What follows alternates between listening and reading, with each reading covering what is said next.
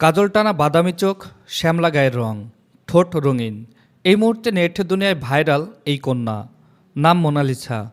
ভারতে চলতি বছরের মহাকুম্ভের দৌলতে চলে আসেন প্রচারের আলোয়।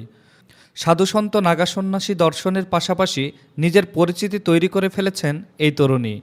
মোনালিসার আকর্ষণে যেন বিন্দুমাত্র টান ধরেনি।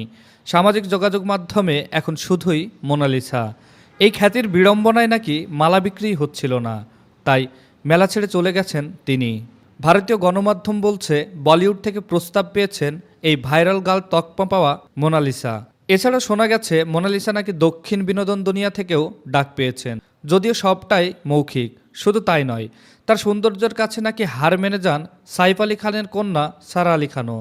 মোনালিসার শুটিং সেটে যাওয়ার অভিজ্ঞতা রয়েছে। সেই ছবিতে অভিনেত্রী হিসাবে ছিলেন সারা আলী খান।